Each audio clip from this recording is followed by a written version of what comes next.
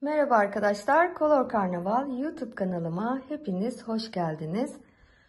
Bu bölümümüzde Amigurumi Fall Guys karakterinin sağ kolunu öreceğiz ve omzunu öreceğiz arkadaşlar. Videoma beğeni ve yorumlarınızı bırakmayı lütfen ihmal etmeyiniz. Kanalıma abone olmayı da unutmayınız. Ve ördüğünüz çalışmaların fotoğraflarını bana Instagram adresimden gönderirseniz ben de onları hikayemde paylaşacağım arkadaşlar. Şimdi ben hazırım. Sizler de hazırsanız haydi hep birlikte örmeye başlayalım. Yine sağ kolda da parmak örerek başlıyoruz. Yine toplam 4 tane parmak öreceğiz. Fakat 4. parmakta ipi kesmeyeceğiz. 3 tane zincir çekeceğiz. 1 2 3. İkinci zincirin içine bir tane arttırıyorum. 1 2. Son zincire de bir tane arttırıyorum. 1 2. Zincirin diğer tarafına dönüyorum. Bir tane sık iğne öreceğim. Bu sıramızda toplam 5 tane sık iğne olmalı. Şimdi ikinci sıraya geliyoruz. Ayracımı koyacağım.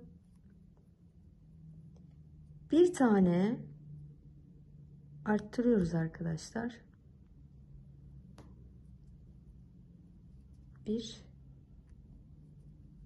2 4 tane sık iğne öreceğiz. 1 2 3 4. Bu sırada toplam 6 sık iğne olması gerekiyor. Şimdi geliyoruz yeni sıramıza.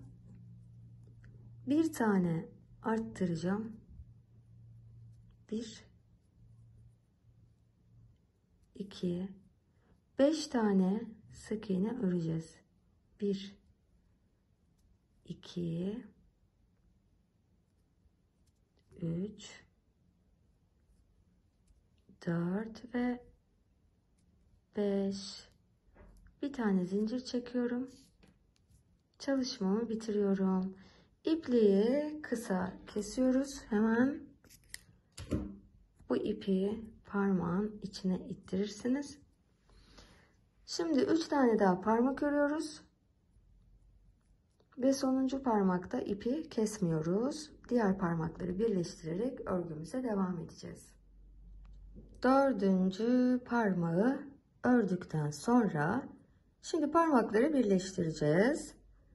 2. parmağı alıyorum. Kaldığımız yerden itibaren öreceğiz. Nerede kalmış? Burada.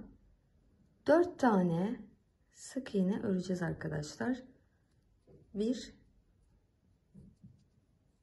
2 3 ve 4. Diğer parmağı alıyorum. 3. parmağı. Şimdi buraya yine kaldığımız yerden 7 tane sık iğne öreceğiz. 1 2 3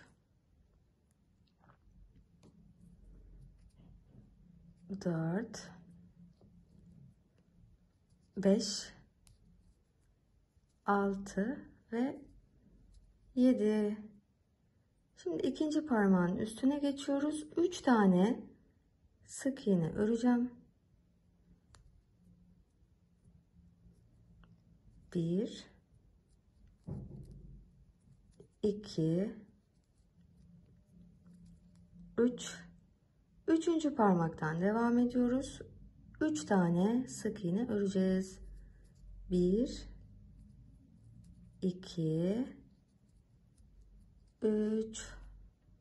Böylece 3 parmağı da birleştirmiş olduk. Burada toplam 21 tane sık iğnemiz olması gerekiyor. Hemen ayracımızı koyuyoruz. 16 tane sık iğne öreceğiz. 1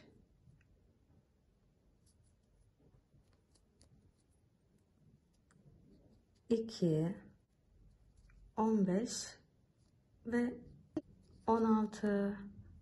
Şimdi bir tane arttırıyorum arkadaşlar.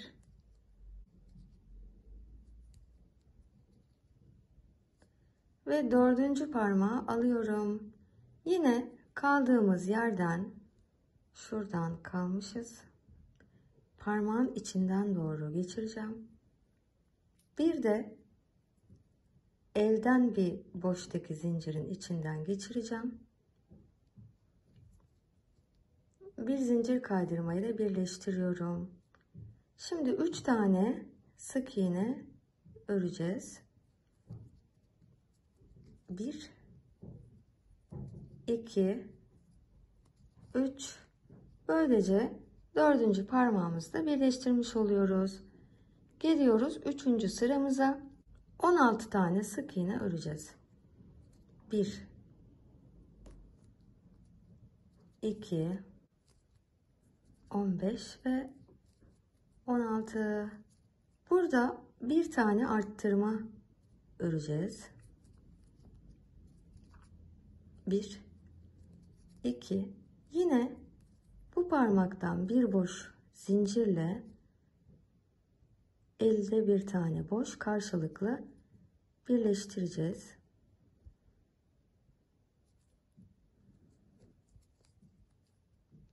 Bir zincir kaydırma. Sonra yine parmaktan bir tane alacağım. Bir tane de elden. Bir kez daha bir zincir kaydırma birleştiriyorum. Burada bir tane arttırma öreceğim. 1 2. Çalışmamızın görüntüsünün böyle olması gerekiyor arkadaşlar. Parmağın üstünde de boşta 1 2 3 4 tane sık iğnemiz kalması gerekiyor. Zincir kaydırmalar hariç saydığınız zaman sık iğneleri de toplam 20 tane sık iğne örmüş olmalıyız. Geliyoruz 4. sıramıza. 6 tane sık iğne öreceğiz. 1 2 3 4 5 6. Bir tane arttıracağım. 1 2 10 tane sık iğne öreceğiz. 1 2 9 ve 10. Bakın burada bir tane boşta zincirimiz kaldı. Yine aynı şekilde parmaktan bir tane alacağız. Bir tane de elden alacağız. Bu şekilde bir zincir kaydırma ile birleştireceğiz. Şimdi parmağın üstüne 2 tane sık iğne öreceğiz. 1 2. Parmağın üzerinde bir tane boşta sık iğnem kaldı. Onu da yine birleştireceğiz arkadaşlar. Buraya, şuraya birleştireceğiz. Bir zincir kaydırma ile birleştiriyorum. Sondaki sık iğnenin içine de bir tane sık iğne örüyorum. Böylece sıramızı bitirmiş oluyoruz arkadaşlar. Şimdi bu sıramızda toplam 21 tane sık iğne öreceğiz. 1 2 3 20 ve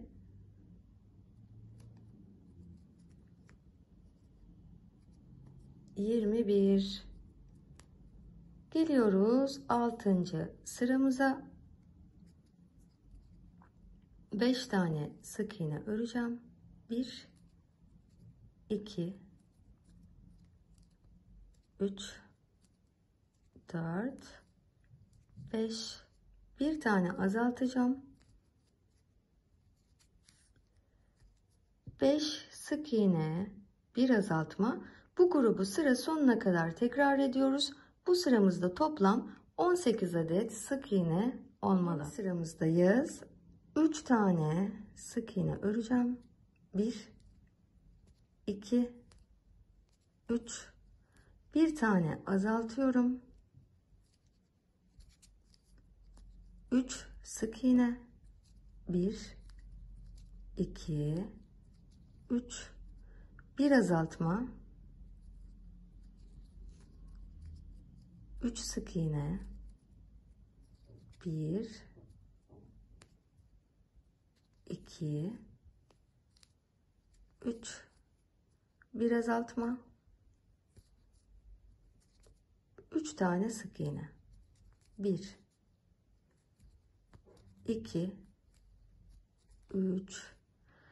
Bu sıramızda da toplam 15 tane sık iğne olmalı. Şimdi arkadaşlar 4 sıra öreceğiz. Her sırada 15 adet sık iğne olacak şekilde örelim ve buluşalım.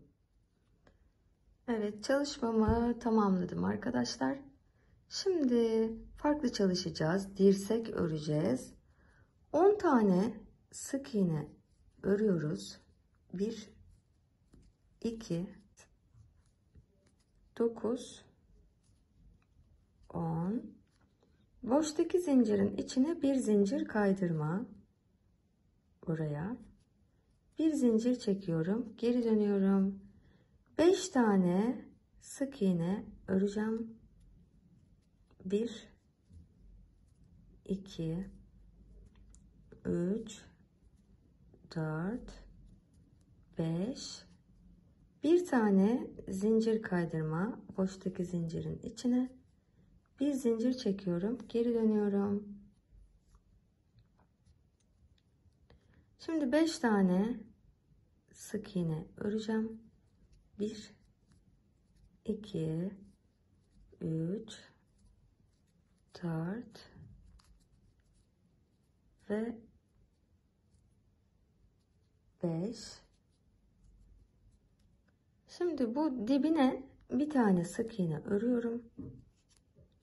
4 tane sık iğne öreceğim. Devam ediyorum alt sıradan. 1, 2, 3, 4. Buradayız. Şimdi bundan sonra arkadaşlar 3 sıra öreceğiz. Şöyle isterseniz saymak için, yani sıra başlarına işaret koyalım ki yanlış yapıp yapmadığınızı kontrol etmek için o sırayı rahatlıkla sayabilirsiniz. Şimdi bakın, burada 15 tane sık iğnemiz var. 3 sıra öreceğiz. Her sırada 15 tane sık iğne olacak şekilde örüyoruz. Bakın, buradan devam ediyoruz. 1,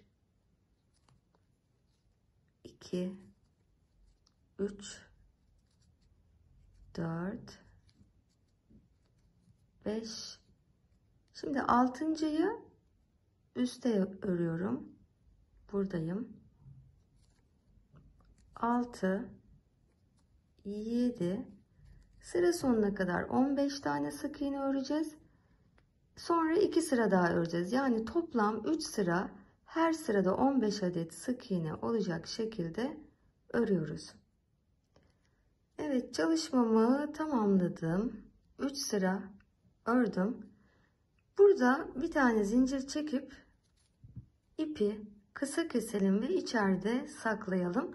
İçini de düzgün bir şekilde arkadaşlar elyafla dolduruyoruz ve hazırlıyoruz. Evet arkadaşlar, böylece kolların pembe kısımlarını tamamlamış olduk. Sizin de çalışmanızın görüntüsünün ekranda gördüğünüz gibi olması gerekiyor.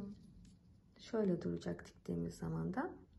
Şimdi mor ipliğimizle şu omuz bölgesini öreceğiz arkadaşlar. Çalışmamıza devam ediyoruz. Başlangıçta 16 adet zincir çekeceğiz. 1 2 3 4 5 6 7 8 9 10 11 12 13 14 15 16. Şimdi birinci zincirin içine bir zincir kaydırma yaparak çember oluşturacağız. Bir tane zincir çekeceğim. Şimdi her zincirin üstüne bir sık iğne öreceğiz. 15 tane sık iğne örüyoruz. 1 2 15. sık iğnemi örüyorum. Çıktığımız zincirin içine başlangıçta batarak sırayı birleştiriyorum. Burayı sayar, bir yine de kontrol edersiniz arkadaşlar. 15 tane sık iğne olması gerekiyor. Şimdi burada devam ediyoruz örmeye. 11 tane sık iğne öreceğiz.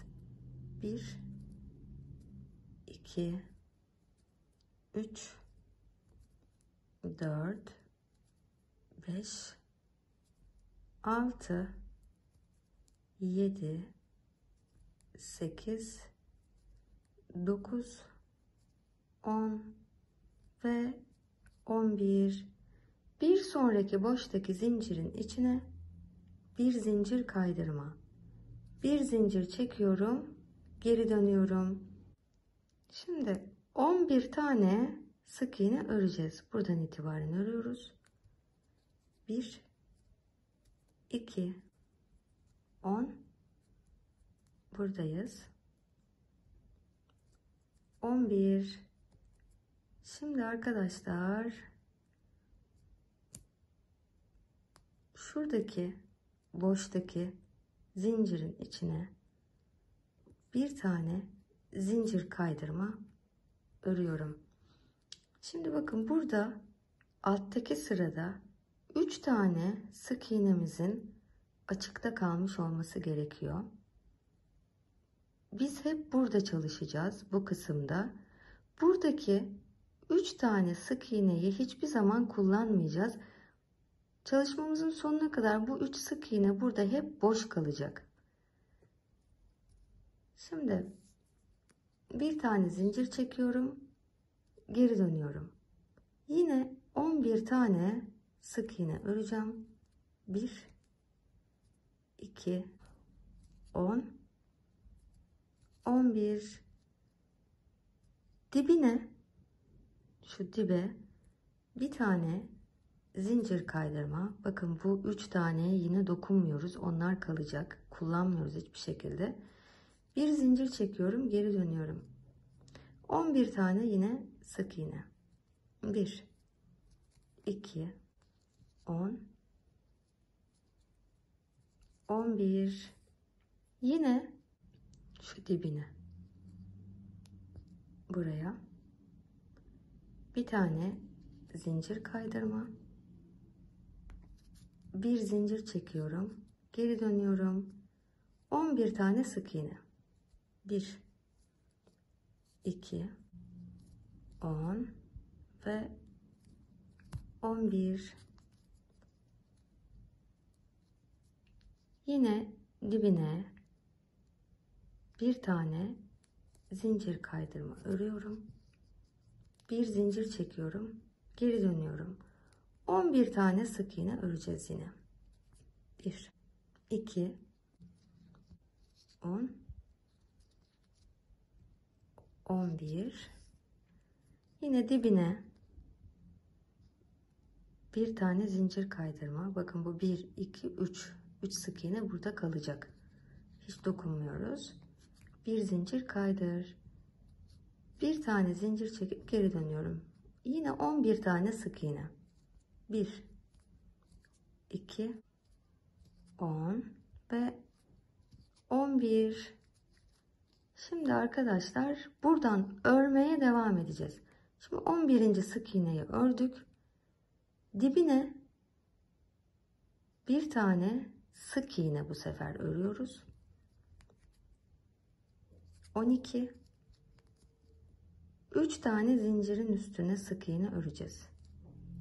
13, 14 ve 15. Şimdi burada arkadaşlar sıramı şurada birleştireceğim. Zincir kaydırmanın içine batıyorum başlangıçtaki. Birleştiriyorum ve bir zincir çekiyorum.